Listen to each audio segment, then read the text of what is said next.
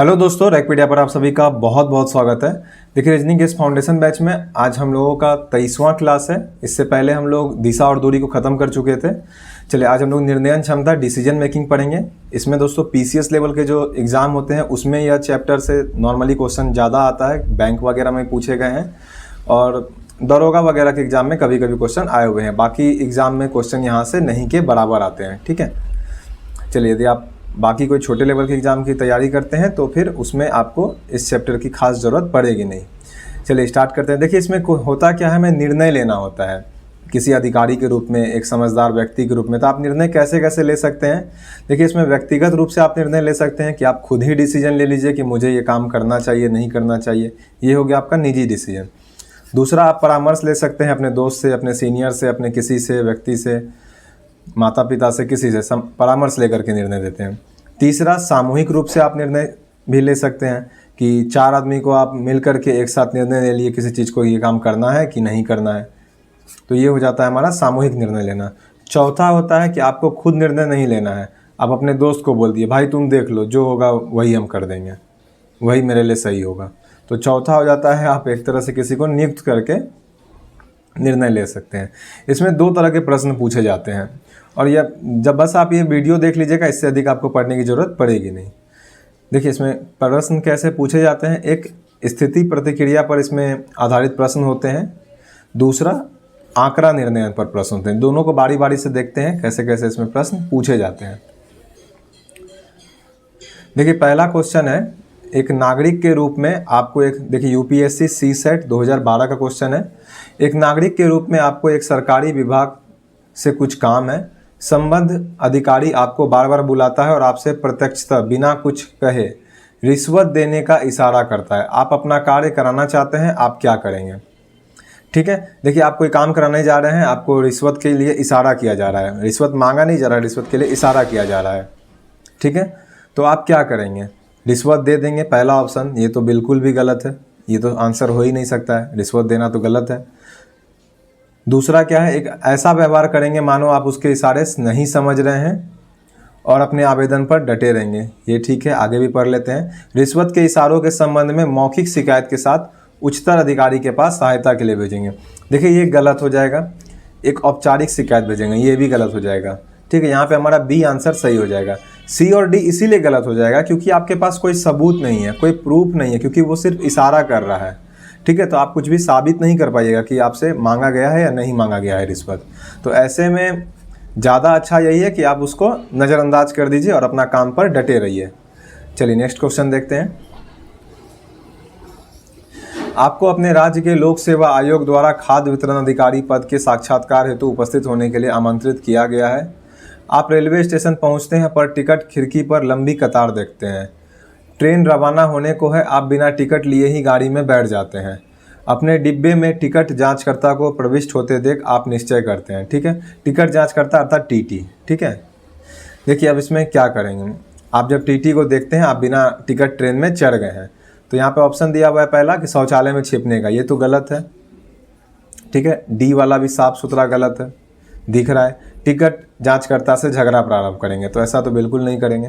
चलिए बी और सी में देखते हैं। टिकट जांचकर्ता से साक्षात्कार में सम्मिलित होने की आवश्यकता के आधार पर बिना टिकट यात्रा करने देने के लिए निवेदन करेंगे। देखिए, ये गलत हो जाएगा। ये इसलिए गलत हो जाएगा क्योंकि बिना टिकट यात्रा करना तो गलत है, चाहे आपका काम कुछ भी रहे, उससे क्या मतलब है। आप बिना टिकट यात्रा करिएगा तो ये तो गलत है। तीसरा क्या हो जाता है, अपने को कानूनी कार्रवाई के लिए प्रस्तुत करने का। आप टीटी के समक्ष जाइए और जो भी कार्रवाई वो करते हैं, मान लीजिए आपका फाइन चार्ज करते हैं, फाइन के साथ आपको टिकट दे देते हैं, तो वो एक जायज़ तरीका होगा। तो यहाँ पे आंसर सही क्या होगा हमारा, सी वाला। अपने को कानूनी कार्रवाई के लिए टीटी के सामने प्रस्तुत कर देंगे कि जो कार्रवाई है वो आप कीजिए। चलिए नेक्स्ट देखते हैं। जब आप अपने कार्यालय के सभा कक्ष के पास से गुजर रहे होते हैं और आप देखते हैं कि सभी पंखे चल रहे हैं, लाइटें जल रही है, जबकि सभा कक्ष में कोई नहीं है, आप क्या करेंगे? ठीक है, सभा कक्ष में जा रहे हैं, सब कुछ जल रही है, फैन लाइट वगैरह सब कुछ जल रहा है, लेकिन कोई है नहीं, तो आप क्या करेंगे? देखिए, प्रभारी अधिकारी को रिपोर्ट करेंगे, पहला है। दूसरा है, चपरासी को पंखे व लाइट बंद करने के लिए कहेंगे। तीसरा है आप स्वयं पंखे व लाइट बंद कर देंगे। चौथा है आप कुछ नहीं करेंगे और चले जाएंगे यह सोचते हुए यह आपका काम नहीं है। देखिए चौथा तो गलत है, आराम से आप भी समझ सकते हैं इतना। अब देखिए सी ऑप्शन जो है आप स्वयं पंखे व लाइट बंद कर देंगे, ये सही लग रहा है। चपरासी को पंखे व लाइट बंद करने के लिए कहेंगे, ये भी सही लग रहा है। प्रभारी अधिकारी को रिपोर्ट करेंगे, देखिए रिपोर्ट करना सही नहीं होगा, इसीलिए सही नहीं होगा, हो सकता है किसी से भूलवश सिर्फ उसी दिन गलती हो गई हो। ऐसा भी तो हो सकता है कि उसी दिन किसी हड़बड़ी के कारण उसने चपरासी जो होगा वो भूल गया होगा लाइट फैन बंद करना। तो तुरंत त्वरित निर्णय ले लेना ये भी गलत हो जाएगा। आप रिपोर्ट तुरंत कर दीजिएगा तो ये गलत हो जाएगा। दूसरा क्या कर सकते हैं आप कि या तो स्वयं बंद कीजिए या तो चपरासी को बुलाइए। अब देखिए अब यदि आप स्वयं बंद कीजिएगा, देखिए सरकारी विभाग में क्या होता है, हर विभाग के लिए काम होता है। मान लीजिए कोई केस होता है, कोई डायरेक्ट एसपी के पास चले गया, वो काम तो एसपी भी कर सकते हैं, लेकिन वो उस क्षेत्र के थाना दरोगा को फ़ोन करेंगे कि इसका काम क्यों नहीं हुआ, इस काम को करवाइए। नहीं तो वो दरोगा तो एकदम लापरवाह हो जाएगा। इसलिए यहाँ पर हम लोग क्या करेंगे, चपरासी को बुलाएंगे और उसको कहेंगे कि पंखे व लाइट बंद कीजिए, क्योंकि उसी के लिए सरकार की तरफ से उसे सैलरी दी जाती है। तो सरकारी विभाग में हर एक काम करने के लिए लोग होते हैं, ठीक है। तो उसको कहेंगे चपरासी को कि आप पंखे व लाइट बंद कीजिए। चलिए नेक्स्ट देखते हैं। आपको अपना परीक्षा शुल्क शीघ्र जमा करवाने हेतु धन की आवश्यकता है, ठीक है। सड़क पर चलते हुए आपको रुपयों से भरा हुआ बटुआ मिलता है, ठीक है। तो आप क्या करेंगे, आप धन को अपने पास रख लेंगे और अपना परीक्षा शुल्क जमा कराएंगे। देखिए ये तो साफ साफ गलत है, किसी का पैसा मिला है तो खुद कैसे रख लें। आप बटुए के मालिक को ढूंढने का प्रयास करेंगे, ये अभी ठीक लग रहा है। आप बटुआ पुलिस को सौंप देंगे, ये भी ठीक है। आप गरीबों में धन बांट देंगे। देखिए डी वाला तब सही हो जाता है अगर ये पैसा, अगर मान लीजिए कि पैसा जिसका भी ये पैसा है आपको ये मालूम नहीं है कि ये पैसा हो सकता है उस गरीब से भी उसे ज़्यादा ज़रूरत हो, क्या पता वो किसी चीज़ के लिए इलाज कराने के लिए ले जा रहा हो वो पैसा और गिर गया हो। तो आपको ये मालूम नहीं है कि ये पैसा जिसका भी है उसकी ज़रूरत कैसी थी, उससे पैसे गिर गए हैं, तो आप ये पैसे गरीबों में भी नहीं बांट सकते। आपका पैसा रहता तो आप बांट दीजिए, कोई दिक्कत नहीं है। दूसरा है आप बटुए के मालिक को ढूंढने का प्रयास करेंगे। यहाँ पर यही आंसर सही लग रहा है और यही होगा भी, क्योंकि देखिए पहला तो प्रयास रहेगा कि आप अगल बगल देखेंगे, खोजेंगे कि शायद मालिक मिल जाए, अभी तुरंत ही गिरा हो, वो खोज रहा हो अगल बगल, ठीक है। और यदि नहीं मिलता है तो सबसे पहले तो आंसर यहाँ पे ये सही है कि आप बटुए के मालिक को ढूंढने का प्रयास करेंगे। पहले थोड़ा देर तो खोजेंगे ही, अगर आपको इंसानियत है आपको देना है तो 1 मिनट आप खोजेंगे ही, और तब अगर नहीं मिलता है तब आप क्या कर सकते हैं इसे, तब आप इस बटुए को पुलिस को सौंप सकते हैं, ठीक है। कानूनी हिसाब से बात करेंगे यहाँ पर हम लोग सभी सवालों के लिए, आजकल जो होता है उसके आधार पे नहीं कि नहीं मिला तो चलो रख लो, क्या ज़रूरी है देने का, ऐसे बातें नहीं होगी, क्योंकि अधिकारी लेवल के एग्जाम में ये सब क्वेश्चन पूछे जाते हैं, ठीक है। तो यहाँ पर सही आंसर हो जाएगा आप बटुए के मालिक को ढूंढने का प्रयास करेंगे। इसके बाद अगर नहीं मिलता, ये ऑप्शन नहीं रहता, तब ये आंसर सही था कि आप बटुआ पुलिस को सौंप देंगे। चलिए नेक्स्ट देखते हैं। आपकी बहन एक प्रतियोगी परीक्षा में बैठ रही है, आपको इस परीक्षा के प्रश्न पत्र का निर्माता नियुक्त किया गया है, ऐसे में आप क्या करेंगे। नियुक्ति को स्वीकार करेंगे और प्रश्न पत्र बनाएंगे, ठीक है। नियुक्ति को अस्वीकार कर देंगे और प्रश्न पत्र नहीं बनाएंगे। देखिए ये तो सरासर गलत है, नियुक्ति को अस्वीकार क्यों करेंगे आपको जब कुछ बनाया जा रहा है। तो प्रश्न पत्र बना देंगे क्योंकि आपके प्रश्न पत्र वाले विषय में आपकी बहन नहीं बैठ रही है, ठीक है। ये भी गलत है, इससे ये पता चल रहा है, ये सी इसीलिए गलत है क्योंकि इसका मतलब मान लीजिए कि प्रश्न पत्र वाले विषय में आपकी बहन बैठती तो क्या आप उसको क्वेश्चन दे देते हैं, इसका सेंस ये है, ऐसे सोचना है इसे। तो ये भी यहाँ पर हमारा गलत हो जाएगा। प्रश्न पत्र कहीं भी बने हम उसे अपनी बहन को थोड़ी दे देंगे। तो नियुक्ति को स्वीकार करेंगे और प्रश्न पत्र बनाएंगे, ये भी ठीक है। लास्ट ऑप्शन है आप सारे मामले को गोपनीय रखेंगे। देखिए ये ज़्यादा सही है, इसमें क्या हो गया, ये ज़्यादा सही इसलिए हो जाता है यहाँ पे क्योंकि इसमें आप मामले को स्वीकार भी कर ले रहे हैं, आपको नियुक्ति हो रही है, आप आराम से इसमें नियुक्त कर ले रहे हैं और अपने बहन को बता ही नहीं रहे हैं। अर्थात पर्सनल लाइफ और प्रोफेशनल लाइफ दोनों को आप यहाँ पे अलग अलग रख रहे हैं। और यही होता भी है क्योंकि बहुत सारे स्कूल में भी देखे होंगे कि स्कूल का बच्चा ही पढ़ता है वहाँ पे, तो ऐसा थोड़ी है वो उसको क्वेश्चन दे देते हैं। हालांकि आजकल अलग बात है, थोड़ा थोड़ा हो भी जाता है कहीं पे, ठीक है। लेकिन इंसानियत के हिसाब से और सही जो होगा यहाँ पे कि आप दोनों मामले को गोपनीय रखेंगे अपनी बहन को नहीं बताएंगे कि आप प्रश्न पत्र बना रहे हैं, और ना ही अपने विभाग में बताएंगे कि मेरी बहन यह परीक्षा दे रही है। ठीक है, चलिए नेक्स्ट देखते हैं। कार्यालय जाते समय आप एक व्यक्ति को सड़क पर पड़ा देखते हैं जिसे किसी दुपहिया वाहन ने टक्कर मार दी थी। आपको समय पर कार्यालय पहुंचने की जल्दी है क्योंकि आपको एक आवश्यक बैठक में भाग लेना है। आप क्या करेंगे? आप घायल पर ध्यान नहीं देंगे, सरासर गलत। सिर्फ घटना की सूचना टेलीफोन द्वारा पुलिस को दे देंगे, सरासर गलत। ये तो कोई भी बता सकता है। आप घायल को अस्पताल ले जाएंगे, बिल्कुल। कुछ भी हो, किसी की जान से ज़्यादा इंपॉर्टेंट कोई मीटिंग तो नहीं हो सकता है। आप दूसरों से घायल को अस्पताल ले जाने को कहेंगे। देखिए, दूसरों को कहेंगे, हो सकता है कि वो आपकी बात ना माने, हो सकता है कि आपने कह दिया कि आप लेके चले जाइए और आप निकल गए, हो सकता है उसके बाद उसे लगे कि मैं क्यों लेके जाऊं, हो सकता है वो ना लेके जाए। तो ऐसे में आपकी जिम्मेदारी बनती है कि आप घायल को पहले अस्पताल ले जाइए। चलिए नेक्स्ट देखते हैं। आप एक मतदान केंद्र के कार्यकारी अधिकारी है। मतदान के दौरान एक माओवादी दल आकर मतदाताओं को डराता धमकाता है और हवा में गोलियां चलाता है। आप ऐसे में क्या करेंगे? ठीक है, नॉर्मली इस तरह क्वेश्चन एमपी पीसीएस में ज़्यादा पूछे गए हैं। मतदान तुरंत बंद करवा देंगे। देखिए, मतदान तुरंत बंद करवा देंगे, ये तो गलत डिसीजन होगा, क्योंकि लोकतंत्र है, भारत क्या है, लोकतंत्र है, और यहाँ पे मतदान बिल्कुल नहीं रुकना चाहिए, क्योंकि आप उसी के हिसाब से तो अपने नेता को चुनते हैं, सरकार को चुनते हैं। मतदान बंद करवाना आखिरी डिसीजन होगा कि देश में ऐसी स्थिति आ गई है या उस क्षेत्र में ऐसी स्थिति आ गई है कि नहीं, मतदान हो ही नहीं सकता है, क्षेत्र को कब्जा कर लिया गया है, तब हम लोग ऐसा कदम उठाते हैं। नहीं तो मतदान कराने का हर हाल में कोशिश किया जाता है, जो भी वहाँ पर अधिकारी नियुक्त किया जाता है। ठीक है, तो वहां तैनात पुलिस बल को सूचित कर सभी महत्वपूर्ण दस्तावेज उन्हें सुरक्षित करने को कहेंगे, बिल्कुल नहीं। ठीक है, क्योंकि पहले आप लोगों का ध्यान रखिएगा ना, आप कहेंगे कि सुरक्षित कीजिए पहले, आप सबसे पहले आपका डिसीजन वहां पे ये होना चाहिए कि आप पहले लोगों को सुरक्षित कीजिएगा। इसके बाद क्या है, माओवादियों का बलपूर्वक विरोध करने के लिए पुलिस से कहेंगे, माओवादियों को जो चाहिए देकर जीवन रक्षा करेंगे। डी भी गलत है। अब उसे आदमी चाहिए, उठा के लेके चले जाएगा तो क्या दे दीजिएगा उसको? ठीक है, वहाँ पे मान लीजिए चुनाव का पेटी लेके चला जाएगा तो थोड़ी दे देंगे उसको। तो सी आंसर सही है। वैसे भी आप लोग जानते हैं, जहाँ भी चुनाव होता है वहाँ पे अर्धसैनिक बल वगैरह सरकार की तरफ से तैनात किया जाता है। तो माओवादियों को बलपूर्वक विरोध करने के लिए पुलिस से कहेंगे। ठीक है, चलिए नेक्स्ट क्वेश्चन देखते हैं। देखिए, अब अभी तक जितना क्वेश्चन था वो स्थिति पर आधारित था। ठीक है, ये जो क्वेश्चन है हमारा, ये आंकड़ा पर आधारित होगा। ठीक है, इसमें 3 क्वेश्चन देखेंगे हम लोग, एक ही में 3 क्वेश्चन रहेगा इसमें। देखिए, इसमें 3 क्वेश्चन क्या है, 9 से 11, 9, 10 से 11 तीनों क्वेश्चन है। निम्नलिखित जानकारी का ध्यानपूर्वक अध्ययन करना। देखिए, यूपी पुलिस उत्तर प्रदेश दरोगा में 2017 में यह क्वेश्चन पूछा गया था। अध्ययन करें और नीचे दिए गए प्रश्न का उत्तर दें। एक संस्था द्वारा कॉलेज के प्रिंसिपल के चयन के लिए मानदंड है, उसे उसके पास किसी भी विषय में पीएचडी। देखिए, कंडीशन क्या क्या है, बस इसमें यही देखना होता है। पहला कंडीशन दिया हुआ है जो पहला नंबर में है कि पीएचडी हो जाना चाहिए। देखिए, इस तरफ क्वेश्चन है, इसीलिए इसी तरफ लिखेंगे। ठीक है, पहला यहाँ लिख लेते हैं, पीएचडी हो जाना चाहिए। दूसरा क्या है, प्रधानाचार्य को कम से कम 8 वर्ष का अनुभव होना चाहिए, 8 वर्ष का अनुभव होना चाहिए। तीसरा क्या है हमारा, 1 अक्टूबर 2016 को 45 वर्ष से कम और 65 वर्ष से अधिक नहीं होना चाहिए, अर्थात उम्र जो होना चाहिए 45 से 65 के बीच में होना चाहिए, ये उम्र होना चाहिए।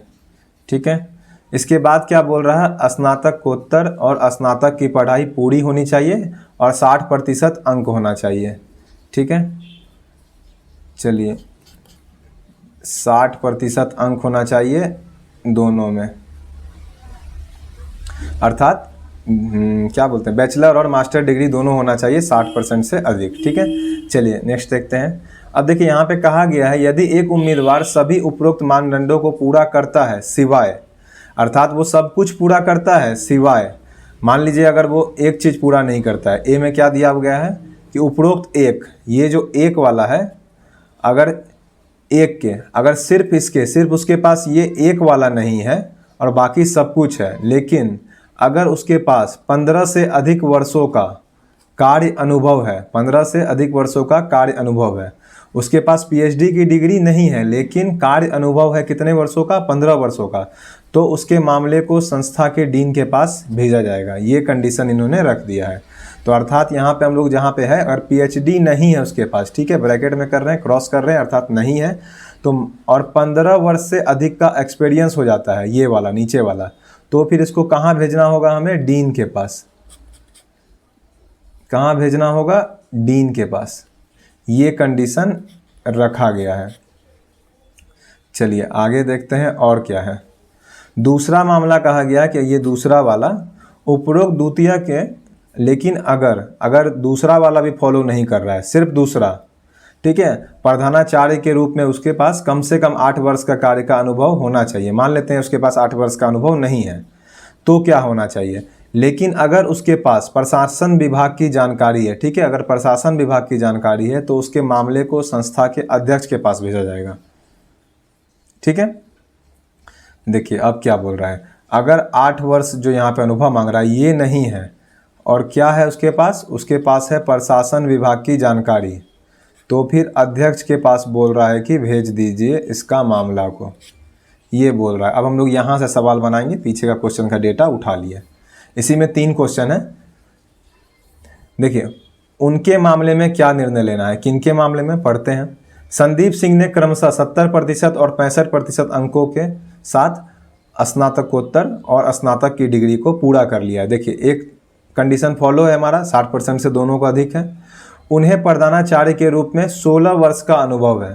प्रधानाचार्य के रूप में कितना का अनुभव है, 16 वर्ष का अनुभव है। ठीक है, उनके पास पीएचडी की डिग्री नहीं है। देखिए पहला ही लाइन कह दिया पीएचडी की डिग्री नहीं है, तो पीएचडी की डिग्री जब नहीं है तो क्या बोला गया है, तब उसके पास 15 वर्ष से अधिक का अनुभव होना चाहिए। क्या है यहाँ पे, बिल्कुल है। आप बोलिए उसके पास 16 वर्ष का अनुभव है, तो कंडीशन यहाँ पे बोला ही था कि अगर पीएचडी नहीं होगा तो हमें चाहिए वो 15 वर्ष से अधिक का अनुभव वाला आदमी हो, तो यहाँ पे है। इसके बाद क्या है, वे 59 वर्ष के हैं, तो वर्ष भी ठीक है, 45 से 65 के बीच में है। अब इनके साथ क्या होगा, उम्मीदवार का प्रधानाचार्य के रूप में चयन किया जाना है, नहीं, कोई ज़रूरी नहीं है कि चयन हो ही जाए। दी गई जानकारी अपर्याप्त है, गलत, जानकारी तो सब कुछ दिया गया है यहाँ पे। उम्मीदवार के मामले को संस्थान के डीन के पास भेजा जाएगा, यही तो बोला गया था जो हम लोग यहाँ पे पहला लाइन देख रहे हैं। उम्मीदवार को डीन के पास भेजा जाएगा, अब वही फैसला लेंगे क्या करना है नहीं करना है आगे। ठीक है, तो यही आंसर हो जाएगा। उम्मीदवार के मामले को संस्था के अध्यक्ष के पास भेजा जाएगा। देखिए अध्यक्ष के पास नहीं भेजा जाएगा। अध्यक्ष के पास कब भेजा जाएगा, जब उसके पास 8 वर्षों का अनुभव नहीं रहेगा तो भेजा जाएगा अध्यक्ष के पास। लेकिन अगर पीएचडी की डिग्री नहीं है तो किसके पास भेजा जाएगा, डीन के पास भेजा जाएगा। चलिए आगे देखते हैं, उनके मामले में क्या निर्णय लेना है, किनके मामले में। शिव रामकृष्ण ने गणित में पीएचडी किया है, देखिए इसके पास पीएचडी है, और शिक्षण में 16 वर्ष का अनुभव है। देखिए अनुभव भी इसके पास 16 वर्ष का है, और अभी वह प्रतिष्ठित संस्था में प्रधानाचार्य है। देखिए ये प्रधानाचार्य भी हैं कहीं पे। उन्होंने क्रमशः 60% और 63% अंकों के साथ स्नातकोत्तर व स्नातक की पढ़ाई की है। वह 56 वर्ष के हैं। ठीक है, वह क्या है, 56 वर्ष के हैं। ठीक है, देखते हैं इसमें क्या क्या कहा गया है। उम्मीदवार के प्रधानाचार्य के रूप में चयन किया जाना है। उम्मीदवार को प्रधानाचार्य के रूप में चयन किया जाना है। ठीक है, आगे देखते हैं, दी गई जानकारी अपर्याप्त है। उम्मीदवार के मामले को संस्थान के अध्यक्ष के पास भेजा जाएगा। देखिए संस्था के अध्यक्ष के पास तो नहीं ही भेजा जाएगा, इसलिए क्योंकि सारे क्राइटेरिया तो फुलफिल यहाँ पे ऑलरेडी हो रही है। 16 वर्ष का शिक्षण में अनुभव है। यहाँ पे देखिए शिक्षण में अनुभव है, देखिए जो लाइन छूट रहा था ध्यान नहीं दे रहे थे, देखिए उसके पास जो है प्रधानाचार्य का अनुभव नहीं है, शिक्षण में अनुभव है। ठीक है, तो यहाँ पर जब आप पीछे देखेंगे, तो यहाँ पर यह कहीं नहीं कहा गया है कि अगर उसके पास शिक्षण में अनुभव है, प्रधानाचार्य का अनुभव नहीं है, प्रधानाचार्य के रूप में उसके पास अनुभव नहीं है, लेकिन शिक्षण में अर्थात पढ़ाने का अनुभव है। हो सकता है कि वो टीचर के बाद प्रधानाचार्य भी हाल में बना हो, तो जिस चीज़ के लिए अब वो नए प्रधानाचार्य के लिए अप्लाई करना चाहते हैं, तो देखिए वहाँ पे क्या होगा, क्योंकि यहाँ पे हमें कुछ बताया नहीं गया है कि ऐसे में हम लोग को डिसीजन क्या लेना है, तो यहाँ पर हम लोग क्या कहेंगे कि दी गई जानकारी अपर्याप्त है। डेटा क्या है हमारा यहाँ पे, अपर्याप्त हो जाएगा। ठीक है, उम्मीदवार के मामले को संस्था के डीन के पास भेजा जाएगा, ये भी गलत हो जाएगा। उम्मीदवार का प्रधानाचार्य के रूप में चयन हो जाएगा, गलत है, चयन तो हो ही नहीं सकता है क्योंकि एक कंडीशन फुलफिल नहीं हो रहा है, तो यहाँ पे संभव नहीं हो सकता है। अब जो डाटा अपर्याप्त है उसमें यदि लिख देता कि अगर शिक्षण में 15 वर्ष का अनुभव है उसके पास तो हम प्रधानाचार्य बना देंगे तो बन जाते, और अगर उस कंडीशन में दे देता कि नहीं बनेंगे कंडीशन में तो फिर नहीं बनेंगे। तो इसलिए यहाँ पे हम लोग आंसर दे रहे हैं दी गई जानकारी अपर्याप्त है। चलिए 11वां नंबर देखते हैं, उनके मामले में क्या निर्णय लेना है। नरसिमन कोई आदमी है, ने पीएचडी पूरी कर ली है, वह 46 वर्ष का है। चलिए वर्ष ठीक है, पीएचडी भी पूरा है और उसे प्रधानाचार्य के रूप में 10 वर्षों का अनुभव है। अब देखिए उसे 10 वर्षों का अनुभव भी है प्रधानाचार्य के रूप में, ठीक है। पीएचडी है, पहला कंडीशन फुलफिल है, दूसरा भी फुलफिल है, तीसरा क्या हो जाएगा 45 से 65 वर्ष का उम्र, बिल्कुल ये भी है। चौथा यहाँ पर ये नहीं बताया गया है कि उसको मार्क्स जो है कितना है, अर्थात वो स्नातकोत्तर में फर्स्ट डिवीज़न है कि नहीं है ये हमें पता नहीं है। अर्थात उसके पास बैचलर डिग्री और मास्टर डिग्री, ठीक है, स्नातक में उसे 60% से अधिक मार्क्स आया है, यहाँ पे क्वेश्चन में कहा ही नहीं गया है। तो इसका आंसर तो बहुत ही आसान है, सीधा कर देंगे दी गई जानकारी अपर्याप्त है। बाकी कोई आंसर हम लोग नहीं बता सकते हैं, ठीक है। डीन के पास नहीं भेजा जाएगा, प्रधानाचार्य के पास नहीं भेजा जाएगा, अध्यक्ष के पास भी नहीं भेजा जाएगा, ना ही चयन होगा प्रधानाचार्य के रूप में, ठीक है। तो दोस्तों आज के लिए इतना ही। यदि आप चैनल पर नए हैं तो चैनल को सब्सक्राइब कर दीजिए और वीडियो अच्छा लगता है तो लाइक और कमेंट जरूर किया कीजिए। जय हिंद, जय भारत।